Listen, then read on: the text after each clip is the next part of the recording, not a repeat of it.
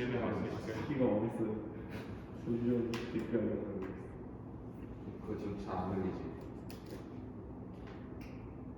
아니지, 저 모르겠어요. 됐어. 시작해야 할까요? 네, 시작하겠습니다. 관리번호 1번입니다. 네, 여러분, 오늘도 좋은 아침이죠? 네, 좋습니다. 오늘 수업 시작해볼 건데, 역사 자료집의 중단은 뭐라고 적혀있죠? 네, 맞습니다. 민족주의와 국민국가의 형성이라고 나와있죠. 민족주의와 국민국가의 형성.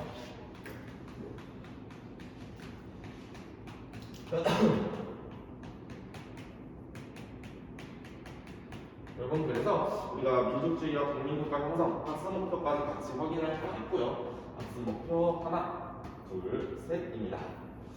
그리고 이 민족주의라는 게 도대체 무엇이고 어떤 식으로 확산되어 가는가에 대한 이야기를 변명까지 했습니다.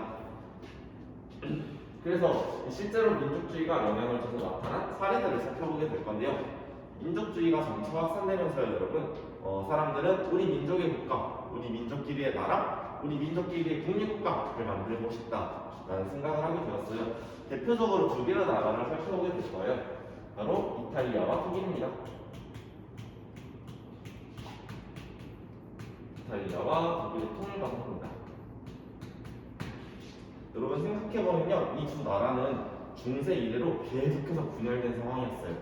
이탈리아, 로마 이후로 단 한 번도 다시 한번 등장한 적이 없었죠.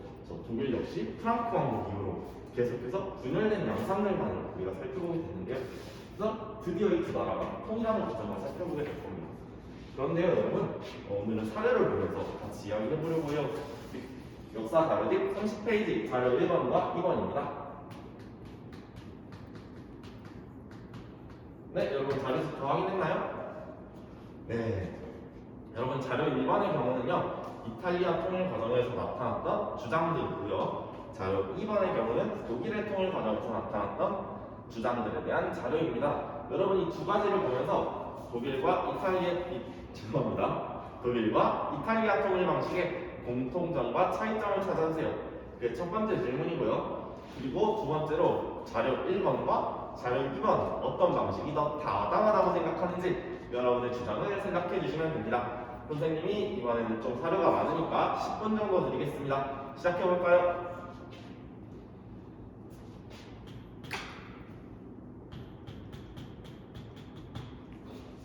네, 여러분, 선생님이 드린 10분이 다 지났는데 우리 한번 표 그리면서 이야기해 볼까요?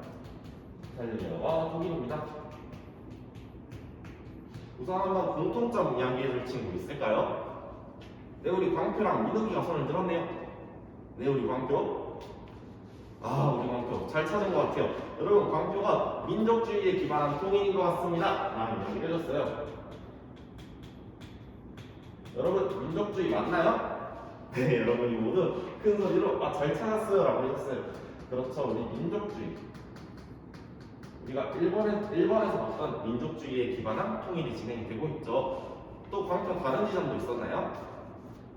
그런 부분을 찾았어요. 그러면 각각에서 어떤 부분이었나요? 여러분, 광표가 전쟁을 거쳐서 통일한 것 같아요 라고 이야기를 했어요. 어디에서 그런 모습이 나타났죠? 네, 자료 1번에서는 외세를 물리칠 것이다. 자료 2번에서는요, 철과 피에 의해서만 통일이 가능하다 라는 주장에서 찾았다고 하네요. 전쟁을 통했다. 자, 공통점을 잘 찾아봤고요. 이제 차이점에 대한 이야기를 해봅시다. 차이점 잘 찾은 친구 있나요? 네, 우리 지욱이랑 도현이가 손을 들었네요. 네, 우리 도현이. 그랬어요? 여러분, 도현이가 우선 이탈리아는 통일의 과정에서 제가 선생님 줄을 잘못 껐죠. 이탈리아는 통일의 과정에서 타협과 양보가 나타나는 것 같아요 라고 이야기를 해줬어요. 양보와 타협. 지금 우리가 차이점 확인하고 있죠. 그러면 독일은 반면에 어떤 모습이었나요? 우리 생각에 양보와 타협보다는 철과 피해의 바탕에서 싸워서 경쟁에서 이겨내는 모습을 나타나고 있어요 라고 해줬네요. 독일은 누구의 경쟁이었는데요? 오스트리아와 프로이센의 경쟁이요. 그렇죠. 여러분 도현이가 잘 이야기해준 것 같나요? 아, 네 여러분이 네라고 이야기해줬는데 그럼 이탈리아는 무엇을 양보하고 누가 양보를 하고 타협을 했죠? 네, 우리 원준이. 네. 아, 우리 가리발디가 황제에게 공화정을 포기하고 양보하는 모습을 나타냈다고 하네요. 맞아요. 우리 원준이 꼼꼼하게 잘 읽었네요. 여러분 그러면요, 이탈리아와 독일의 통일 방식 중에 어떤 게 더 적절한 방식이었다고 생각하시나요? 선생님의 두 번째 질문이었죠? 네, 우리 요한이가 손을 들었네요. 네, 우리 요한이. 아, 요한이는 독일의 방식이 더 적합하다고 생각해요. 왜 그렇게 생각했나요? 아, 강한 힘을 가져야 강한 나라가 될 수 있으니까 그 과정에서도 경쟁을 통해야 되는 것 같아요. 좋은 생각인 것 같아요. 또 다른 친구 의견도 들어보고 싶은데요. 네, 우리 창호가 손을 들었네요. 네, 우리 창호. 아, 그때그때 상황에 맞게 적절하게 하면 되는 거 아닌가요? 라는 이야기를 해줬네요. 그럼 창호는 두 가지 다 타당하다고 생각했던 건가요? 아, 그렇군요. 또 마지막으로 한 친구 의견만 더 들어볼게요. 네, 우리 건우가 손을 들었네요. 아, 우리 건우는 어떤 상황에서도 폭력은 절대 안 돼요 라고 생각했다고 하네요. 그래요. 여러분이 지금 행위자의 행동에 대해서 각자 모두 다른 의견을 보여주고 있어요. 그래서 우리 블록타임 쉬기 전에 한 가지만 더 확인해 봅시다. 선생님 스크린 같이 볼까요? 뿅! 자, 우리가 블록타임 쉬고 나서 토론 진행할 건데요. 오늘 토론의 주제가 크게 나와있죠? 다 같이 읽어볼까요? 네, 여러분이 독일 통일 서열 정책이 꼭 필요한가? 라는 주제로 토론을 하게 될 겁니다. 그래서 오늘 선생님이 두 가지 의견을 준비했는데요. 첫 번째 의견 뭐죠? 네, 두 번째 의견은요? 그렇죠. 서열 정책에 찬성하거나 반대하거나죠. 여러분이 방금 전에 여기서 여러 가지 의견을 표시한 것처럼 죄송합니다. 지금 한번 의견을 나눠보고 블록타임 쉬는 시간에 자리 바꾸고 나서 토론 진행해 보도록 하겠습니다. 네, 그럼 여러분 한번 블록타임 쉬고 옵시다. 네, 여러분 잘 쉬고 오셨나요? 네, 선생님이 여러분이 준 의견 바탕으로 모든 별 좌석 배치를 다시 했어요. 네, 여러분이 잘 앉아준 것 같습니다. 이제 선생님이 토론 시작하기 전에 몇 가지 안내사항 제시하도록 할게요. 우선 오늘 토론의 목적입니다. 선생님은 오늘 토론을 통해서 여러분이 역사적 행위자의 행위에 대한 여러분 나름의 입장을 제시할 수 있었으면 좋겠어요. 그리고 선생님, 그럼 우리 오늘 토론 어떤 방식으로 진행하나요? 선생님이 여러분을 모든 별로 반반 나눴어요. 찬성 절반, 반대 절반으로요. 그래서 우선 모두 반에서 찬성끼리, 반대끼리 입장을 정리해 주시면 됩니다. 우리 주장의 근거를 정리해 주시면 되고요. 그 다음에 열심히 토론을 진행해 주세요. 그리고 토론만 하고 끝나면 안 되겠죠? 선생님이 오늘 토론 학습지 나눠드렸죠? 네, 여러분이 크게 대답해 주네요. 토론 학습지 작성해 주시고요. 그 토론 학습지 우리 항상 활동 결과물 어디에 모으나요? 그렇죠. 우리 역사 나누기 카페에 모으고 있죠? 카페에 등재해 주시면 그 바탕으로 동료 평가 진행할 겁니다. 여러분, 동료 평가 그냥 하나요? 아니죠. 항상 평가 기준 있죠. 우리 선생님이 오늘 유의사항 제공할 건데 이 유의사항을 평가 기준으로 사용해 주시면 되겠습니다. 여러분, 선생님이 항상 제일 강조하는 평가 기준이 뭐죠? 그렇죠. 여러분이 역사적 사실에 맞아야 돼요! 라고 이야기해 주셨어요. 역사적 사실에 부합하는지 꼭꼭꼭 확인하도록 할 거고요. 그리고 우리 오늘 토론 혼자 하나요? 아시죠? 항상 토론할 때는 상대방의 이야기를 경청하고 존중할 수 있어야겠죠? 마지막으로 여러분, 토론은 그냥 하고 싶은 말만 하는 건가요? 아니죠. 항상 주장에 맞는 적절한 근거가 제공이 되어야겠습니다. 네, 그러면 우리 안내사항 다 맞춰진 것 같은데 토론 한번 시작해볼까요?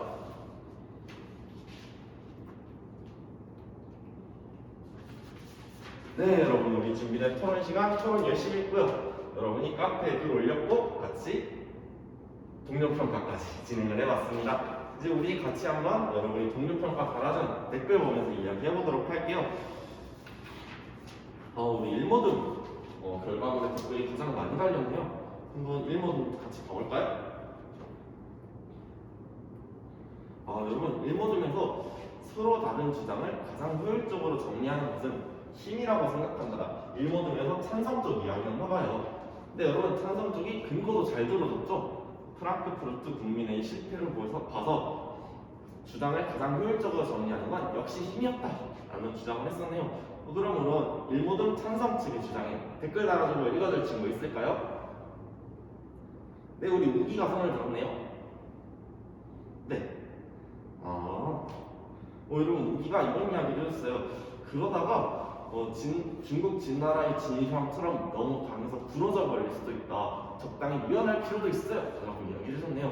우리 우기 정말 좋아요. 과거에 배웠던 비슷한 역사적 사례를 가져와서 비교해주는 이런 굉장히 역사와 역사가 잘 연결되고 있죠. 우리 우기 정말 좋은 평가했어요. 네, 또 이어서 다른 글도 봐보도록 할게요. 우리 이모등에도 댓글이 굉장히 많이 달렸네요. 이모등 글 쭉 볼까요? 여기 댓글 한번 읽어줄 친구 있나요? 읽어주면 좋을 것 같아요. 네, 우리 지영이가 손을 들었네요. 네, 우리 지영이. 그렇죠. 선생님도 그 부분을 말해주고 싶었어요. 여러분 여기 보면은 지금 이탈리아 통일 과정에서 이탈리아가 프랑스를 격퇴했다라고 적혀있죠. 여러분 우리 지영이가 잘 지적해줬는데 실제로 이탈리아와 프랑스는 협동을 했었죠. 그렇죠. 우리 이모든 이거 살짝 오류가 있는 것 같은데 수정해줄 수 있나요? 네, 더 발전시켜보겠다고요. 우리 이모들의 성장의 결과 선생님이 기대해 보도록 하겠습니다. 네, 그래서 여러분 우리가 오늘 학습 목표 다 지켰는지 확인 한번 해볼까요? 1번, 2번 잘했고요. 우리 3번 토론활동 잘해봤죠? 네, 좋습니다. 네, 그래서 우리 오늘 선생님이 준비한 수업 여기서 마치도록 하겠습니다. 이상입니다. 10분 남았습니다.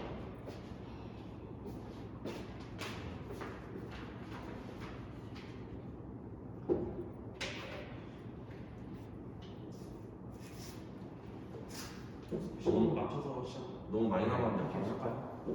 3분 남았죠? 바로 해서 너무 남았나? 바로 하자고. 네, 너무 많이 남았죠. 이렇게 남았죠? 설명 더 할까요? 그럼 그냥 바로 할까요? 10분. 네, 여러분 기다려주세요. 하고. 네. 잠시만요. 17회.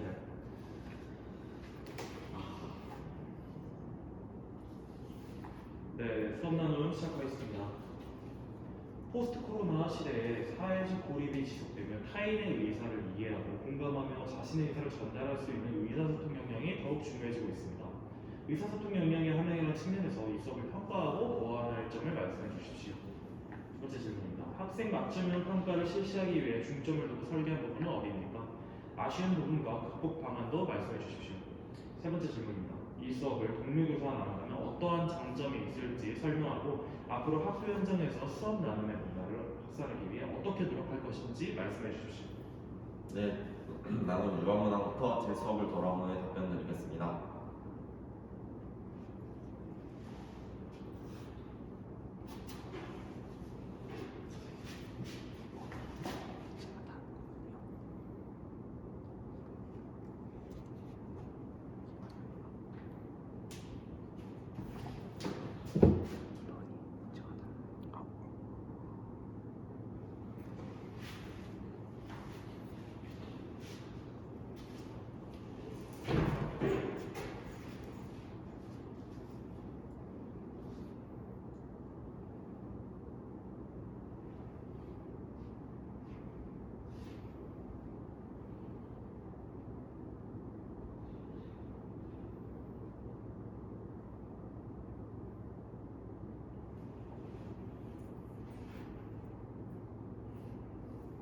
네, 단음 1번문항 답변 드리겠습니다. 본 수업에서 의사소통 역량을 위해 의도한 설계는 두 가지였습니다. 첫 번째는 학생들이 사료 탐구의 과정에서 지식을 혼자 탐구하는 것이 아닌 동료와 함께 더불어서 탐구하도록 한 점이었습니다. 두 번째는 학생들의 활동 결과물을 교사가 일방적으로 피드백하는 것이 아니라 동료 학생들의 댓글을 통한 의견을 수용함으로써 진행한 것이었습니다. 이러한 측면에서는 의사소통 역량의 함양이 어느 정도 충분히 이루어졌을 것이라 생각합니다. 하지만 아쉬운 점 또한 있었습니다. 마지막에 동료 평가에 피드백을 하는 과정에서 교사가 학생들이 피드백을 제공하게 하고 그것을 전달하는 것에만 그친 것이 문제였습니다. 조금 더 활발한 의사소통이 의도되기 위해서는 학생이 준 피드백에 대해서 활동을 진행한 학생들의 의견을 물어보고 이를 바탕으로 서로 간의 대화가 이루어질 수 있도록 하는 것이 더 좋은 의사소통을 위해 필요했다고 생각합니다. 이후에 경기도 교육청이 임명된다면 교사로서 항상 더 활발한 의사소통을 위해 노력하도록 하겠습니다. 이상입니다. 이어서 나눔 2번 문항 답변 드리겠습니다.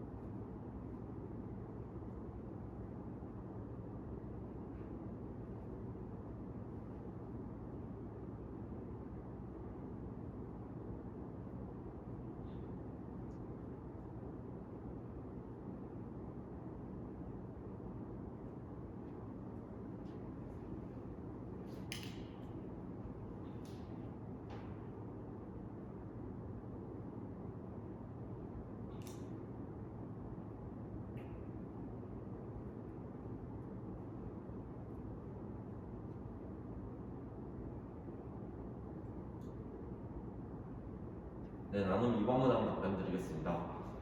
본 수업을 온라인 수업으로 진행하는 경우 고려해야 할 점은 다음과 같습니다. 학생들의 기기 소유 여부와 활용 능력을 정확히 파악하고 있어야 합니다.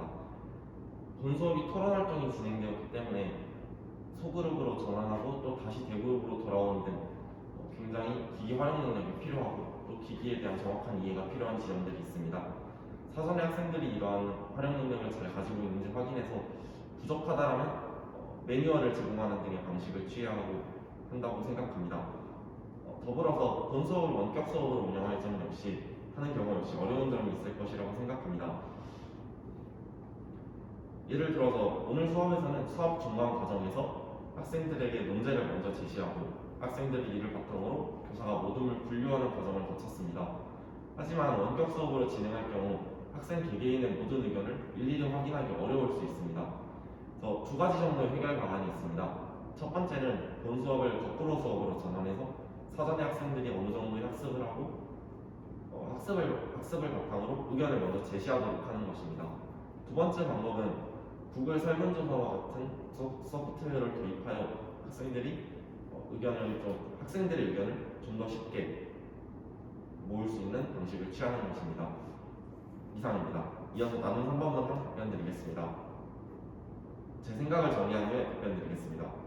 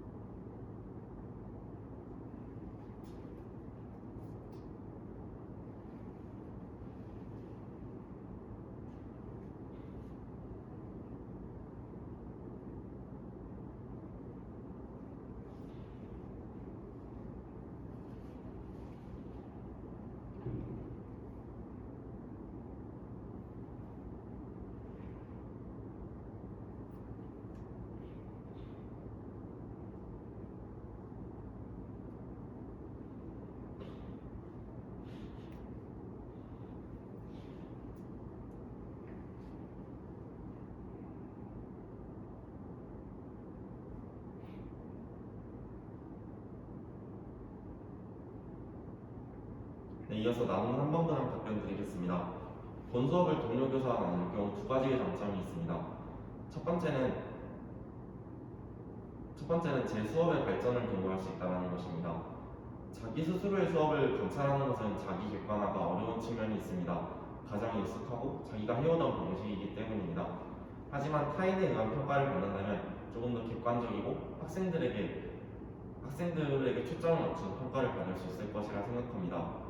또 다른 측면으로는 저와 수업을 나누는 교사에게도 이점이 되는 측면이 있습니다.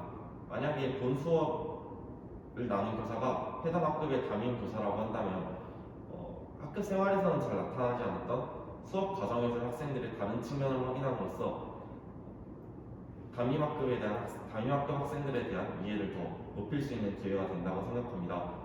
이와 같이 수업 나눔은 학생이 그리고 수업 발전의 측면에서 굉장한 장점이 있습니다. 그래서 이와 같은 수업 나눔 문화의 확산은 반드시 필요하고 장려해야 것이라 생각합니다. 이를 위해서 저는 전문적 학습 공동체를 참여하고자 합니다. 바로 수업 나눔에 관한 전문적 학습 공동체입니다. 이를 통해서 서로의 수업을 나눔하고 이를 바탕으로 학생들이 어떤 반응을 보였을지 생각해보고 서로의 수업을 발전시킴으로써 학생들에게 더 다가갈 수 있고 학생들의 배움이 더 넘치는 수업을 만들도록 노력하겠습니다. 이후 제가 경기도 교육청에 임용된다면 주변 교사분들, 학생분들과 함께 협력하면서 좋은 교사가 되기 위해 노력하겠습니다. 이상입니다. 1분 10초 남았습니다. 먼저 해주실까요? 네.